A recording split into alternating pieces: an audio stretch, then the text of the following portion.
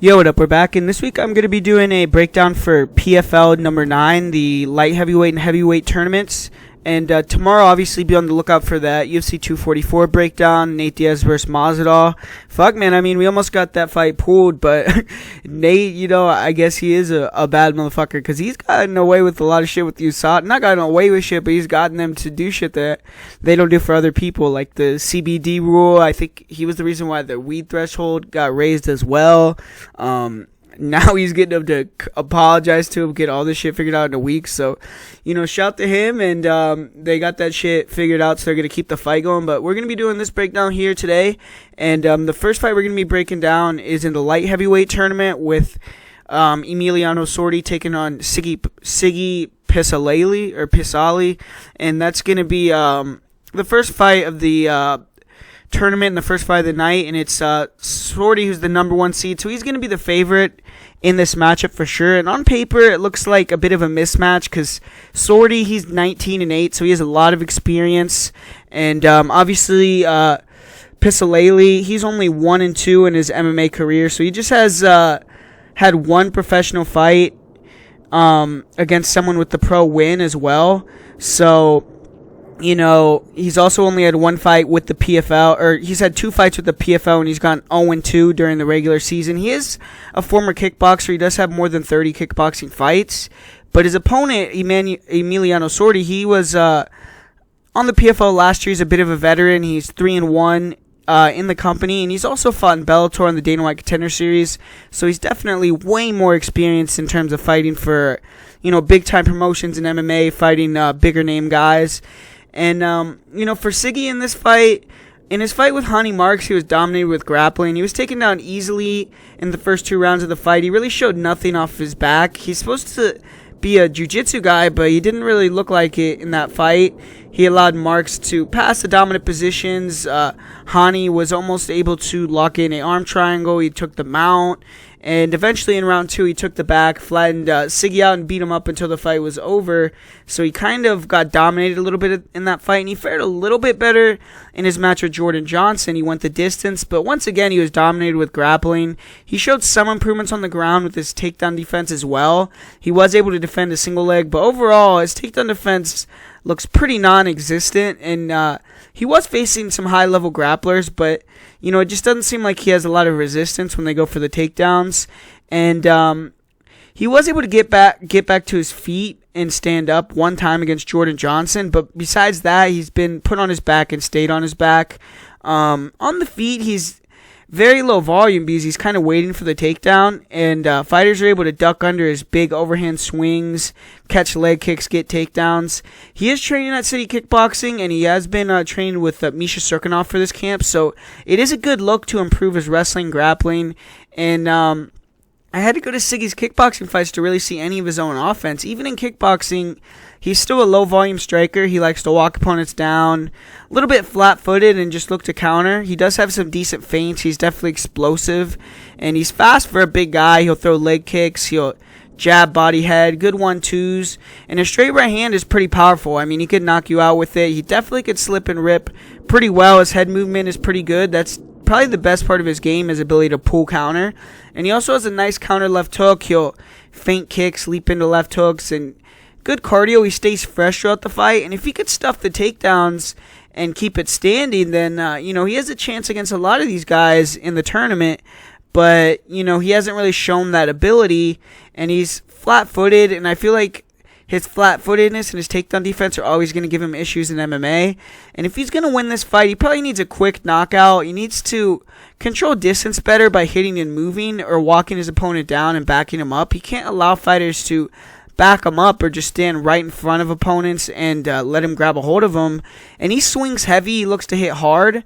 His one win in MMA is by knockout, but he did lose via TKO to Hani Marks. For Emiliano Sordi, he's 2-0 so far in 2019 in the PFL, 2 finishes, and he had a pretty big upset victory in his first fight over Vinny Magalhaes, and he followed that up by avenging a loss that he had last season against Bazaki Atatiev, so he's had a pretty good 2019. And he has good movement. He's pretty big. He's light on his feet. He doesn't have huge power, but he's accurate with the shots. And if he lands in combination, he can knock you out. And he has a nasty jab, really good one too. And his takedown defense is definitely improving. I mean, we saw that when he fought against Vinny Magalhães. He was able to defend a lot of takedowns. And he was able to land a 1-2 that dropped Vinny. Then he landed a straight right hand left hook combination that dropped Isaev. So straight punches are working good during this season for the PFL. And he also has decent grappling. He does a good job of floating in between the back and the mount. Good ground control. And in this fight, I definitely think he's going to look for the takedown, take the back, and try to get the submission. I also think feigning takedowns will create striking opportunities. Jordan Johnson was able to land some nice punches on Siggy by doing this. And Sordi seems physically weak. He can be controlled or taken down if he's pushed against a cage. But in this fight, obviously, I don't think he has to worry about getting taken down too much. And he has shown a lack of heart. He's quit in some fights, even in the PFL, and definitely in Bellator. He's quit before. I think he has a cardio issue. If the fight gets tough in later rounds, he can kind of check out.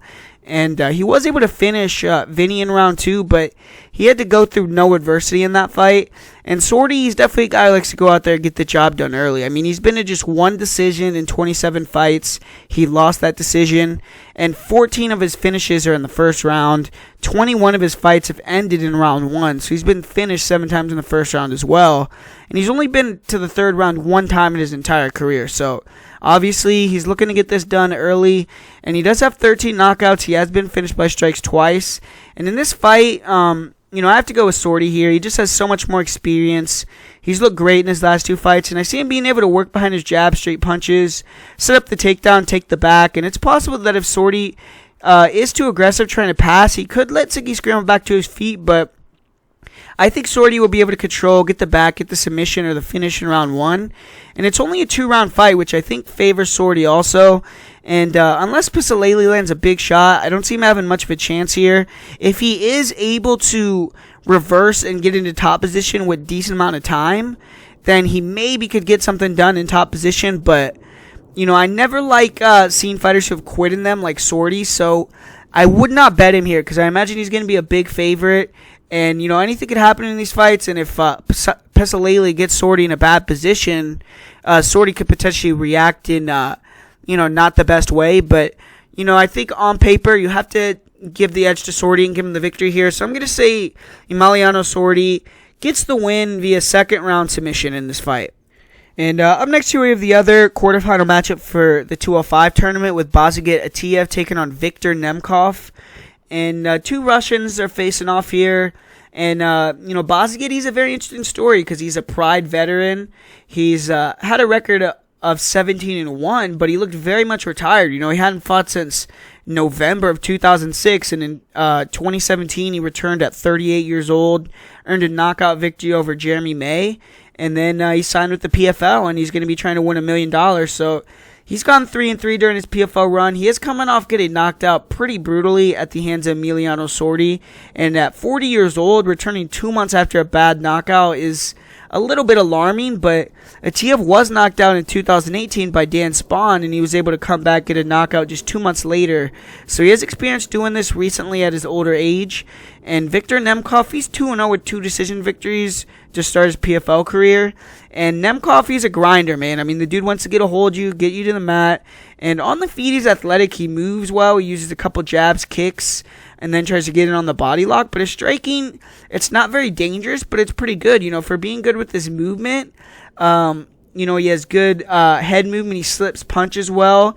His punching technique is a little bit stiff, and you could tell he's a little bit uncomfortable and thinking on the feet at times. But he isn't bad with his striking. He has a pretty powerful overhand right, pretty nice rear leg kick both to the body and the head. He'll throw some leg kicks. He will attack the body with straight punches, with jabs. And on the feet, he has kind of a point fighting style, a little bit low risk. Doesn't throw a lot of combinations. He uses the movement not to get hit much, and fighters aren't willing to be aggressive and come forward because of the wrestling. So, he's able to use his head movement, slip and rip, land some punches, and kind of use his striking almost as a distraction before he gets the takedown. He was dropped in round 3 of his last fight with a straight right hand. And he can be a little bit vulnerable in pocket exchanges, especially.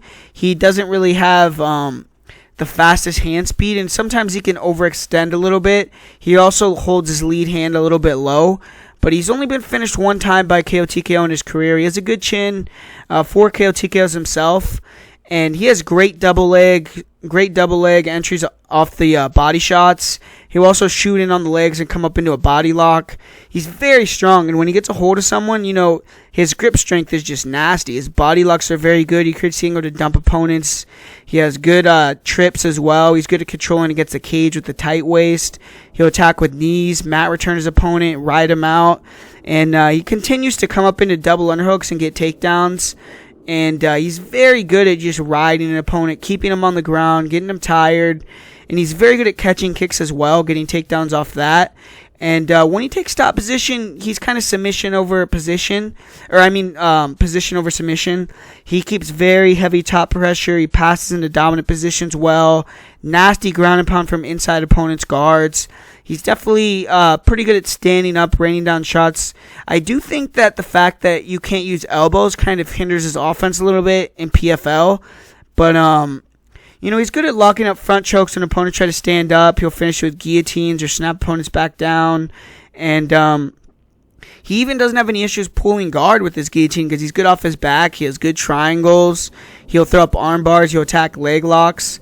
And he's a judo brown belt. He has 12 submissions. He has been submitted 3 times. And when Nemkov gets taken down himself, he does have a bad habit of giving his back to stand up. And he has been submitted by rear naked choke twice. He was also submitted by an opponent who submitted Isaev and Vinny Magalesh by Gogo Plata.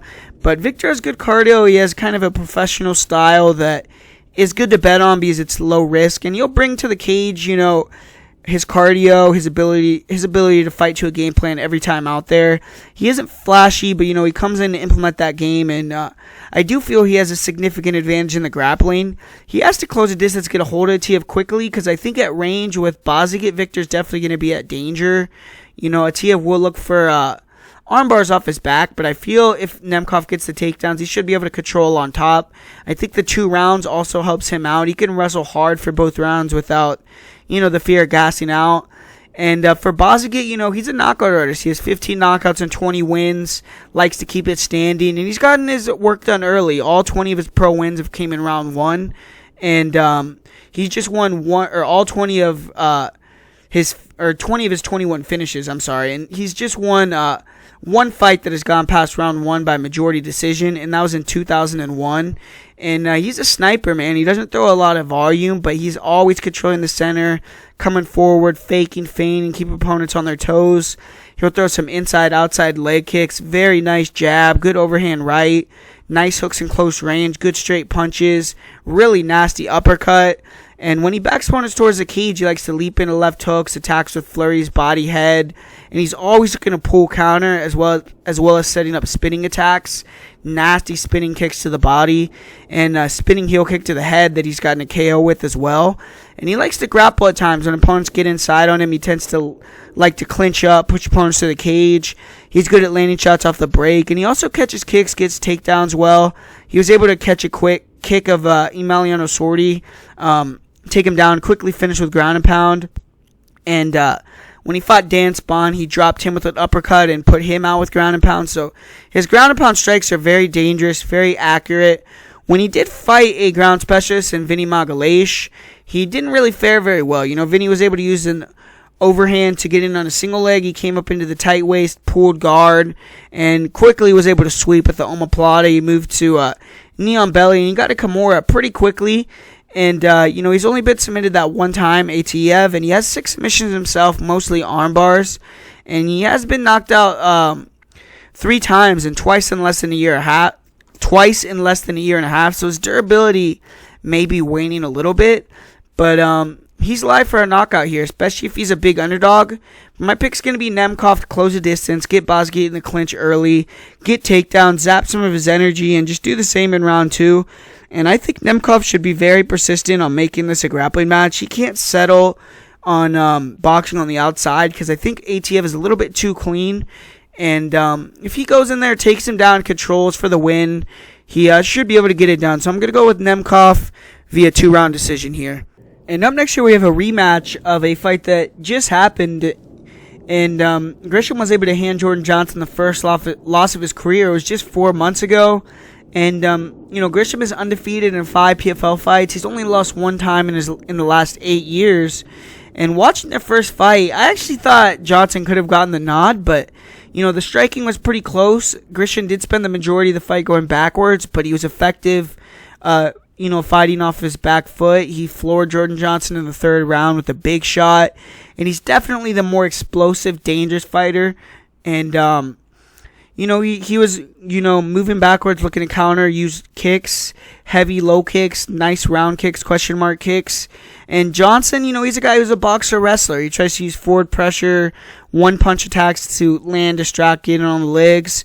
And he has a nice jab. He's pretty fast with his straight punches. He's good at setting up the takedowns with his overhand right. And, he will feint takedowns, come over the top with hooks, overhands as well. And he's good at using his hooks and wide shots when he backs fighters up to keep him against the cage, then getting on the legs. He wasn't too effective in getting takedowns on Grisham, but he was able to control him against the cage. And he does a good job digging underhooks, keeping opponents on the cage. He was able to get a couple takedowns throughout the fight, but didn't really show the ability to control on top. I actually feel in this fight, though, Jordan Johnson is going to avenge his loss. I think he just needs to go forward, back Maxine up behind the fence, grapple harder, and, don't worry about getting top control unless you see an easy takedown. Just keep him against the cage, work him. If Maxime disengages, attack off the break and re-clinch. Because I feel like with Maxime, I don't know if he hits hard enough to, back Johnson off. I don't think he landed anything in that first fight that really made Johnson want to back up, and Johnson was walking him down the whole fight. So I think that now, after Johnson saw that Maxine is good at standing up off his back and disengaging, getting back to the center, that he's going to be able to notice that and say, okay, let's just keep him in the clinch, keep him where I can control him, and grind out the victory here. Because I do feel like if he can get him in the clinch, gets a cage, he will be able to, control him there, land short shots, and probably win the fight. But it is, very close. I actually feel like he won the first fight, Jordan Johnson. So I'm going to go with Jordan Johnson via decision here. And I'm going to say he does it mostly through cage work here in the clinch. And this matchup is the last matchup of the quarterfinals of the light heavyweight tournament, with Vinny Magalhaes taking on Rashid Yusupov. And for Vinny, he's going to be looking to reach the finals for the 2nd straight season. He was likely the favorite to win the whole tournament, I believe, last year and this year, but he has only gone 1-1 during the PFL season this year. He got knocked out by Emiliano Sordi in his first fight, but he did bounce back with a submission victory in his last outing. And Vinny's going to be taking on Rashid, who's coming off a split decision loss to Viktor Nemkov that we just talked about.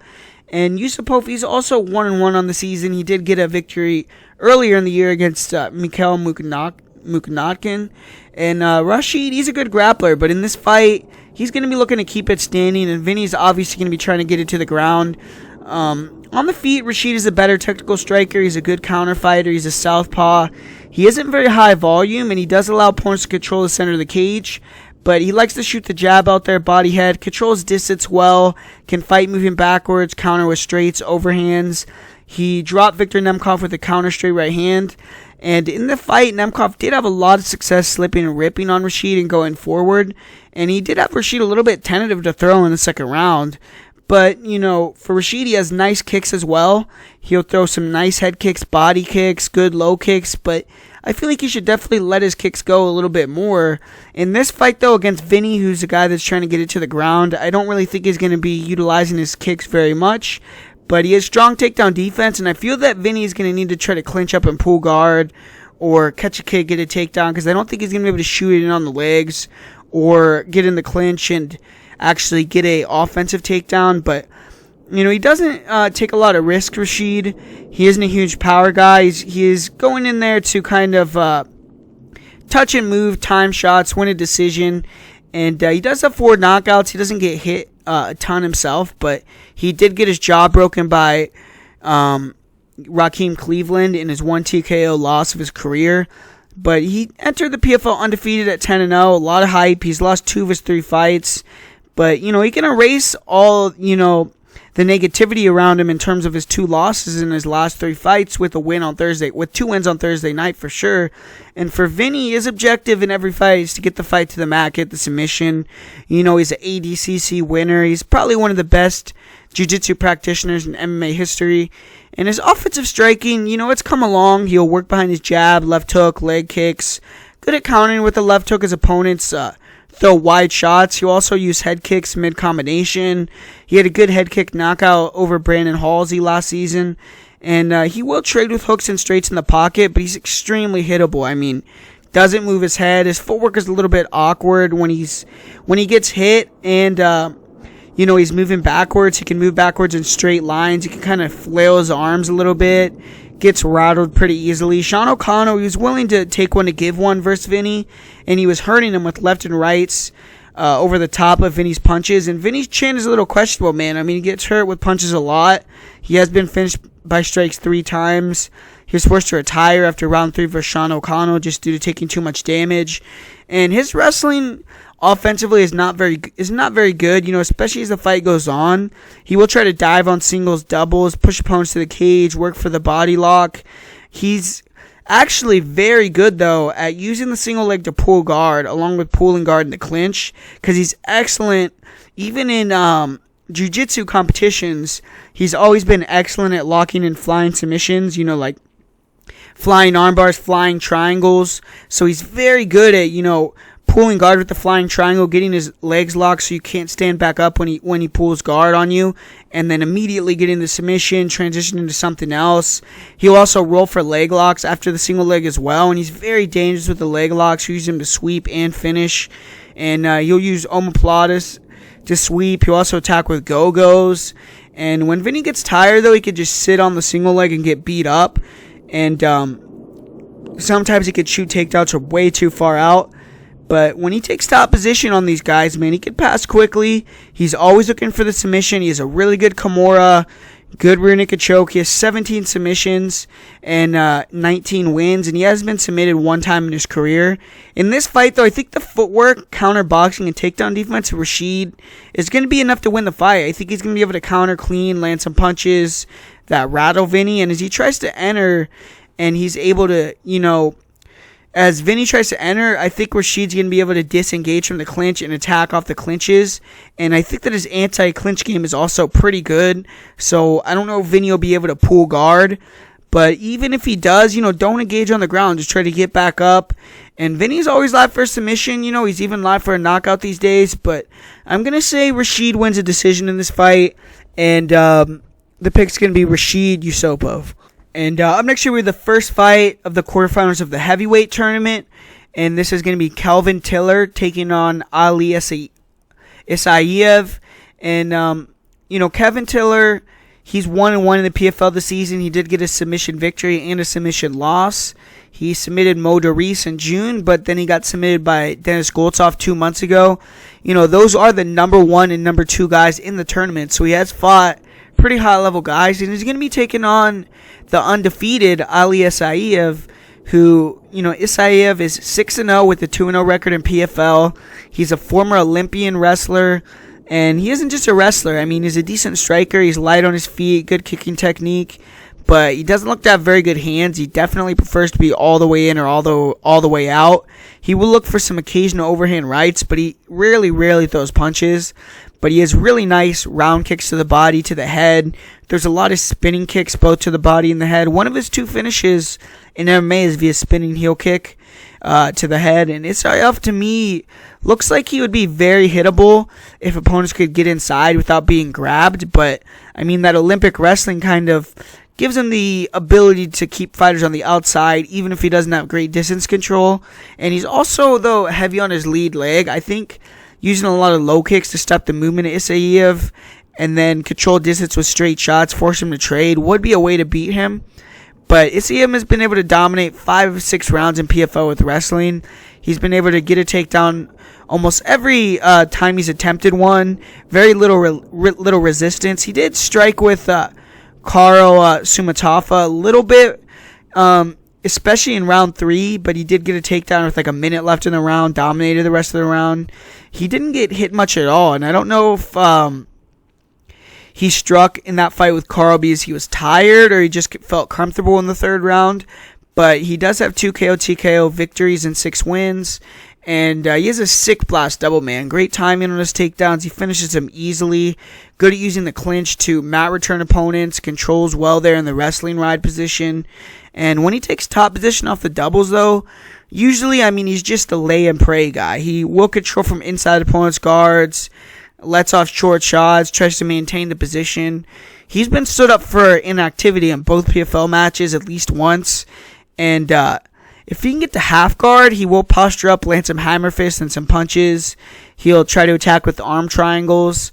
But, I feel like his jiu-jitsu, I don't think he's confident enough in it to try to pass the dominant positions and really finish the fight. And I don't think he's really that confident in his own submissions. And he can also get put in some pretty tight guillotines in certain fights. And he was able to defend a guillotine in both PFL fights. But Tiller does have a guillotine over fellow wrestler Jared Rashid, so he has to be wary of the guillotine of Kelvin Tiller here. And Tiller did lose the rematch to Rashid through wrestling, so Isaev does have a path to victory. But he has no submissions. He does have 1 ground and pound finish, 1 finish on the feet. And he hasn't faced much adversity in MMA. He hasn't been pushed to work very hard. And it's going to be interesting to see how he deals with a fighter who can deny his takedowns or stand up from bottom. Is he going to tire out? Is he going to be competent enough to continue to grind and get takedowns for 3 rounds? But in this matchup with Kelvin Tiller, he had a terrible performance his last fight out. He had nothing for the jab of Goltsov. Goltsov was keeping him on the outside with straight punches. He dropped him early. And when Tiller tried to close the distance and control against the fence, he was taken down, beat up on the mat with ground and pound. And when Tiller got a takedown in the second round, he was quickly swept, ultimately caught an Ezekiel choke. So he was really dominated in every facet, when he was on top, when he was on bottom, in the striking. And he was eventually caught in a Ezekiel choke, which is a very rare submission. But Tiller's also had a point taken in PFL for throwing elbows on the ground. And he just didn't look mentally there in that fight. It seemed like he got broken a little bit early after he felt the speed of Goltsov, but he needs to bounce back in a big way here. In this fight, he has to be aggressive with the leg kicks. He needs to batter the lead leg. Isaev neutralize him and as fast as possible. He has to go forward, back Isaev up, attack with straight punches, feints, set up his overhands, and the more he can back him up, force him to trade, the better off he's going to be, because Tiller isn't the fleetest of foot guy, and in a lot of fights he doesn't go forward much. And when he does go forward, though, that's where he shows he's explosive. He slips and rips. And in this fight, though, I just feel Isaev is going to be able to most likely put Tiller on his back. I feel like Isaev is going to be the quicker guy with his footwork. And I think his ability to move and kick is going to get Tiller to overextend or, be over-aggressive when he tries to get inside and get taken down. And I don't think he's going to be able to beat up Tiller too bad on top or finish the fight. But I think he's going to be able to keep him on his back. And if he can avoid the guillotine, I think he's going to win the decision. Because Tiller isn't very dangerous off his back with submissions once you actually cement position on the ground. He doesn't have good get-ups. And I think this is a good matchup for Ali. And I think he's going to be able to get it done with his wrestling via decision here. And I'm sorry, I didn't show you guys the bracket at first. So this is the bracket. So Tiller was the 4 seed. Isaev is 5. Goltsov 1. So that's the bracket for this one. And the next fight that we're going to be doing, Mo Deris taking on Jared Rashid here. This is an interesting fight. They have, I believe, I'm trying to think. No, they haven't fought before, have they? I don't think so. Actually, I think it's Kelvin Tiller that Rashid has fought multiple times. But yeah, so this is a heavyweight matchup. Deris is well-rounded, but obviously I imagine he's going to try to keep it standing here. And everyone knows what Jared Rashid does right now. If you've watched it fight, he wants to take you down and just lay on you on top position. That's why in the UFC, he's like, even when he was winning fights and he was, beating a lot of decent guys, they never really pushed him. And that's why I feel like if he was in the PFL or something when he was in his prime, that would have been a great position for him because he would have been able to win fights his way. But it does seem like he's a little bit on the downside of his career. But for Muhammad Deris, he's a great athlete. He was the running back for University of Central Florida, which is actually a pretty good football program. And he suffered an injury which ended his football career, but he started MMA. And he's light on his feet, solid boxing, good low kicks, solid jab, slips and rips punches well, good head movement. He'll duck and roll, come over the top with big hooks, overhands. He landed a big overhand that floored his last opponent. And he'll blitz forward with the overhands or hooks, use that to enter into the clinch against the fence, work for the takedown. Good chain wrestling. And he isn't the greatest on the mat, though. He was reversed and submitted by Kelvin Tiller with the Kimura.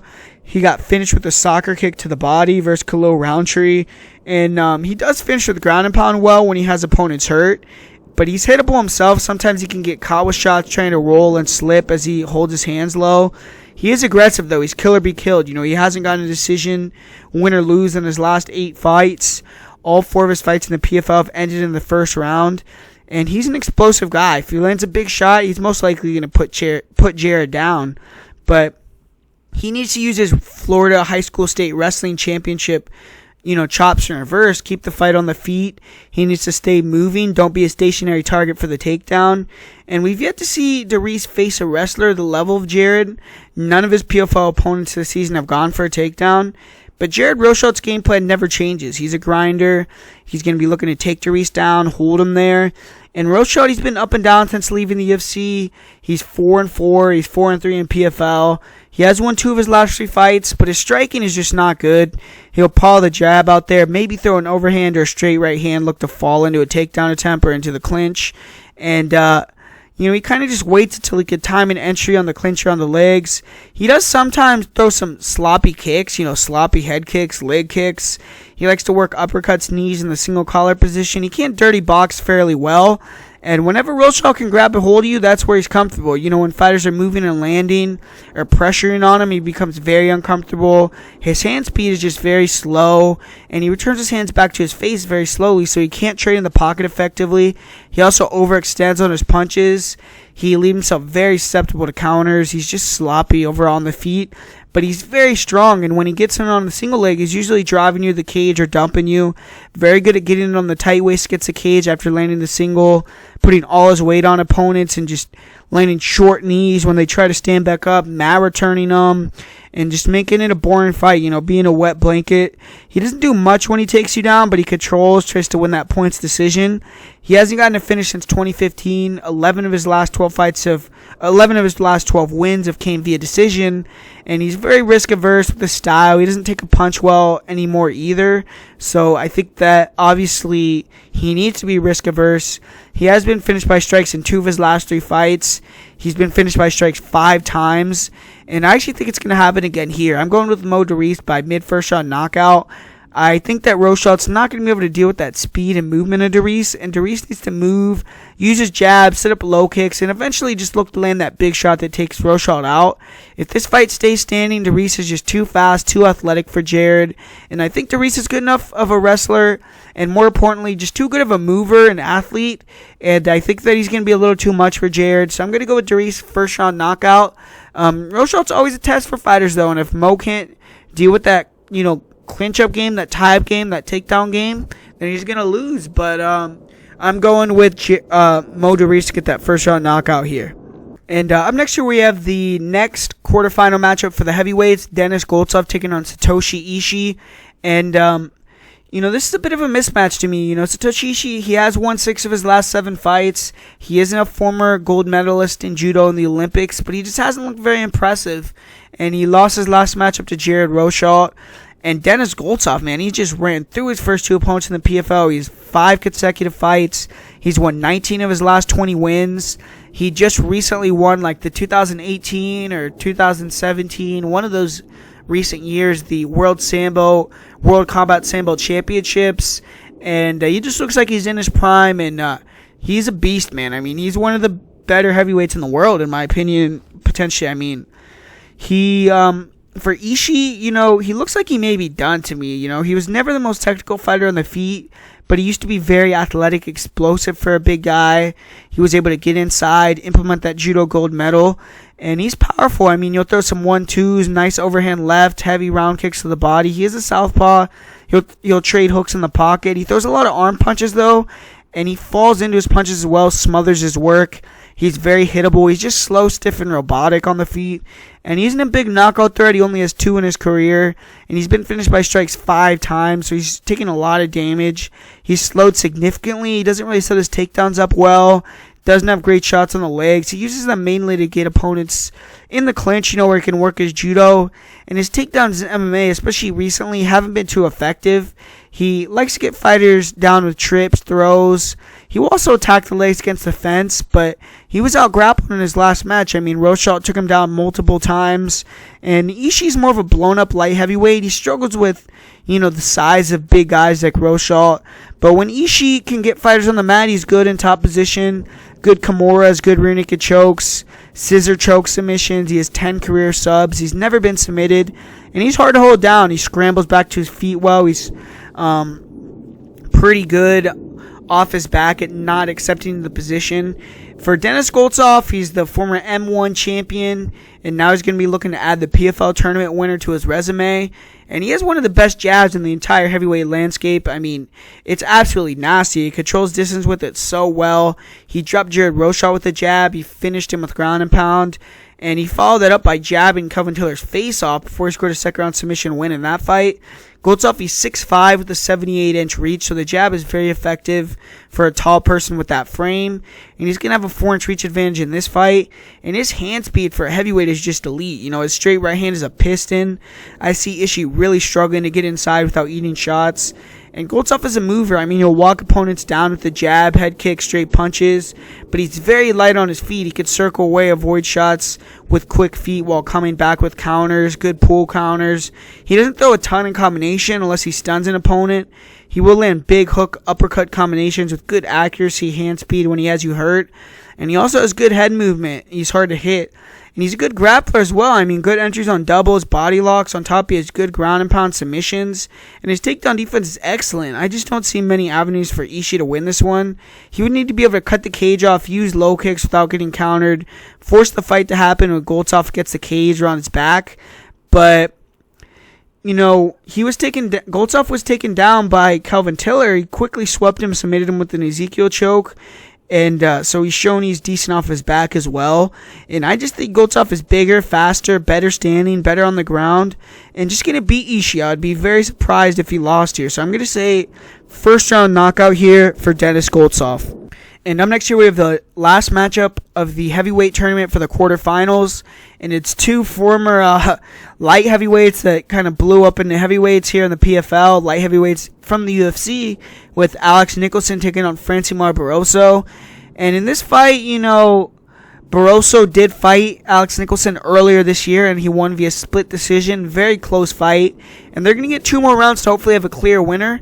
But Alex Nicholson, he's known for his killer be killed style. He's homies with Mike Perry, and they kind of got the same kind of mentality, mindset. I think Perry's kind of moving away from that maybe, or he's trying to be more cerebral. And Nicholson, he still is kind of stuck in that macho mind, or like he's gonna go out there and he's gonna be killer be kill. He's gonna knock you the fuck out, and he doesn't care about your offense coming back. He's even kind of like that in his personality out of the cage. So I mean, that's just the type of guy he is, and he's had many vicious KOs because of that, and he's taken a lot of vicious KOs because of that. But he's very wild on the feet. He'll run in with wide, loaded up punches with his chin high. And he's had multiple fights where he hurt his opponent and ran in with his chin high and got knocked out cold, because he's just gotten too overconfident. But on the feet, he's pretty dynamic, aggressive. He likes to use a lot of flying knees, Superman punches, blitz attacks. And in his fight with Barroso, in the first fight, he started the fight with much more composure. I got to give him credit. He was trying to work behind jabs, long punches. And Barroso clearly didn't want to trade with Nicholson. He was on his bike looking to counter with the left hook, big overhand right. He did walk him into some shots, but Nicholson was able to walk him down and constantly had Barroso on the defensive on the feet. He definitely landed the more shots. And he kind of just, Barroso never really took him down. He continued to fall down off kicks, and he got them caught and got taken down off the caught kicks. But when Barroso got the takedown, he was able to dominate on the mat positionally, but he did no damage. And whenever he tried to advance to a dominant position like the mount, Nicholson was able to scramble back to his feet. So really, Barroso kind of just did enough to win on the judges' scorecards, but didn't really do much in terms of, damage in the fight. And Nicholson actually dropped Barroso in round 3 with an overhand right twice. And Barroso showed a lot of heart when he got dropped the second time. He was able to sweep with the leg lock and showed poor fight IQ from Nicholson to get in that position. But Nicholson was still running into some punches, like I said, but he took them well. And I actually thought Nicholson won that fight, but it was a very close fight.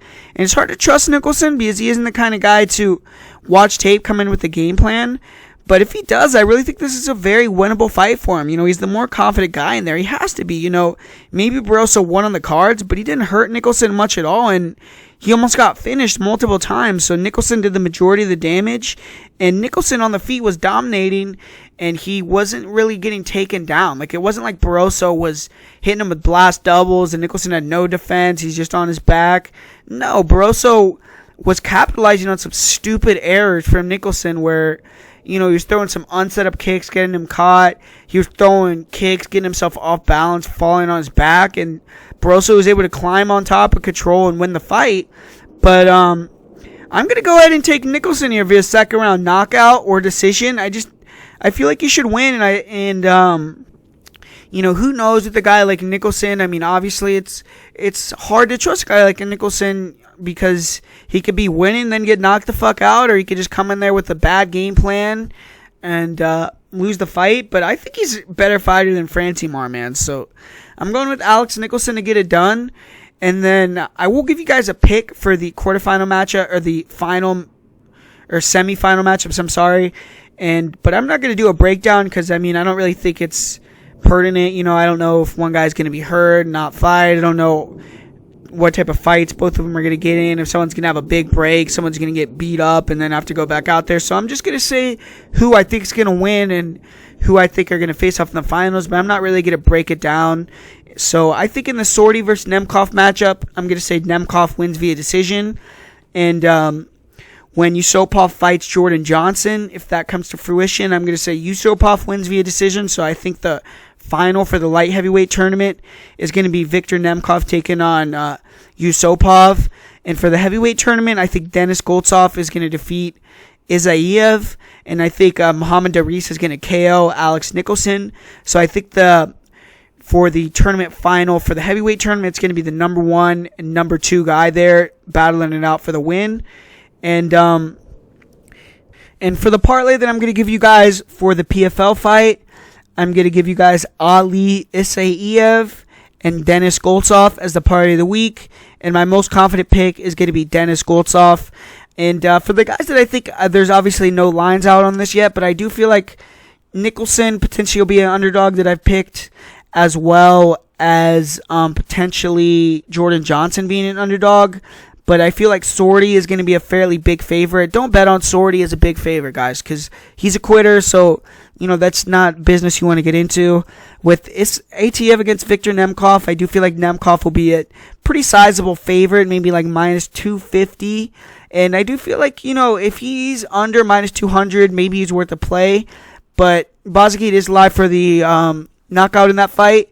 For Maxime Grisham against Jordan Johnson, the personal line that I gave it was Johnson minus 135, but I could potentially see Johnson being the underdog in that fight. For my personal line for the Vinny versus Rashid fight, I said Rashid minus 195, Vinny plus 175, so I kind of feel like that's a closer fight, but Rashid, if he's an underdog to Vinny, because Vinny is a big name, or if he is pretty close in the odds, maybe he's worth a play there. For Kelvin Tiller against Isaev, I lined Isaev minus 300 in that fight, so we'll see what they say for that one. For Doris against Jared Rosholt, the line that I gave in that fight was Doris minus 155, Rosholt plus 135, just because we haven't seen Doris face a wrestler at that level. For Goltsov and Ishii, I have Goltsov like minus 500 capped for me. I think he's going to be a lock almost. I really think that he should win that fight against Satoshi. We'll see what the odds makers say. And for Nicholson against Francimar Barroso, I capped Nicholson plus 200 as a assumption, but obviously I feel like it's a much closer fight and Nicholson can get the win there. So thanks for listening, guys. Write down in the comments what you think of the PFL tournament, what you think of PFL as a whole, as an organization. I'm actually going to be covering the event as media on Halloween, so that should be fun. I did go to their last event as media as well, and it's awesome that they're having me. They're letting me go there, ask some questions. Check it out. I asked a question on the interview with Pineda, so that was pretty cool. I'd never been able to ask a question at a press conference before, so that was fun to do, and hopefully I can ask a couple more. So maybe I'll get some interviews in, put a couple on the channel, not sure. And I'm going to be doing the weigh-ins as well, maybe do some videos on fight night, so be on the lookout for that. And support PFL, guys. They're giving $1 million to three guys, actually a female as well. So 3 people are getting $1 million. They're paying the fighters really well. They really like the organization. So, support them. Make sure that they're going to be staying alive as an organization and thriving, because they're doing good work. So, thanks for watching the video, and be on the lookout for UFC 244 breakdown tomorrow.